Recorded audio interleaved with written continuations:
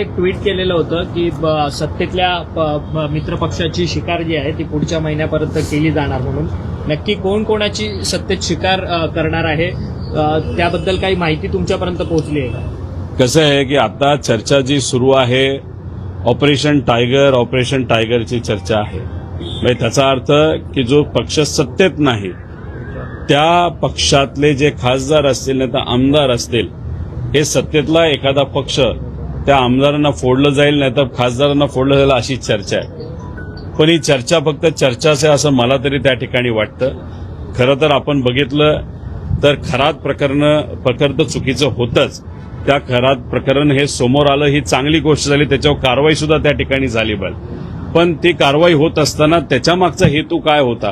कारण का आज जी चर्चा केली जाते की सत्तेत असणाऱ्या एका मित्रपक्षाला अडचणीत आणण्यासाठी त्या ठिकाणी तिथं कारवाई केली गेली. आता कारवाई केली गेली एका पक्षाला डोक्यात ठेवून, पण कोलॅटरल डॅमेज दुसरा सुद्धा पक्ष त्या ठिकाणी झाला. त्यामुळे दोन पक्ष त्यामुळे अडचणीत आले. आता राजकीय हेतूतून ही कारवाई केली आणि फक्त राजकीय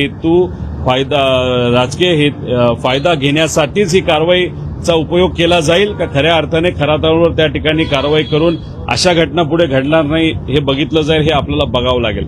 पण एक गोष्ट मात्र खरी आहे की पुढच्या महिन्याच्या अखेरपर्यंत जे काय आम्हाला कळालेलं आहे, मित्रपक्ष असणारा एक लहानसा पक्ष त्याच्यावर एक सत्तेत असणारा मोठा पक्ष हा नक्कीच त्या ठिकाणी त्याची शिकार केली जाईल असं आम्हाला त्या ठिकाणी कळत आहे.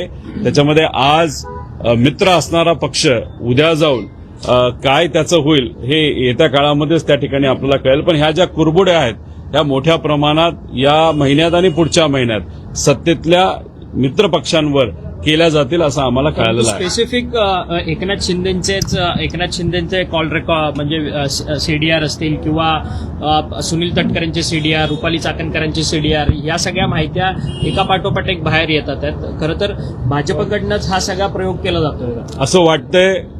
भाजपकडनं अशा सगळ्या माहितींचा प्रयोग केला जातो अशी चर्चा तरी त्या ठिकाणी आहे. एक तुम्ही समजून घ्या की नाशिक हनी ट्रॅप प्रकरणामध्ये 70 व्हिडिओ होते असं आपल्याला कळलं होतं. राज ठाकरे साहेबांनी हा मुद्दा मांडल्यानंतर तो मुद्दा काही दिवसांसाठी चर्चेत आला आणि त्यानंतर त्याची चर्चा संपली. मग कारवाई तुम्ही केली का? हनी ट्रॅप प्रकरण केलं कुणी, त्याच्यावर तुम्ही कुठली कारवाई केली हे कुठेही त्या ठिकाणी सिद्ध नाही झालं. त्याच्यामध्ये 70 जे व्हिडिओ होते त्यात अधिकाऱ्यांचे पण काही प्रमाणात व्हिडिओ होते आणि काही नेत्यांचे होते.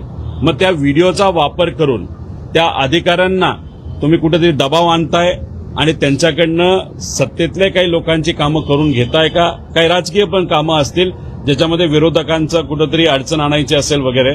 आणि जे नेत्यांचे व्हिडिओ होते त्यांना सुद्धा तो व्हिडिओ दाखवून गप्प केलंय अशी सुद्धा त्या ठिकाणी चर्चा आहे. आता इथं खरात प्रकरणामध्ये सुद्धा जे काही व्हिडिओ आज आपण सर्वजण बघू शकतो, एक तर ते आले कसे लोकांपर्यंत हा खूप मोठा प्रश्न आहे.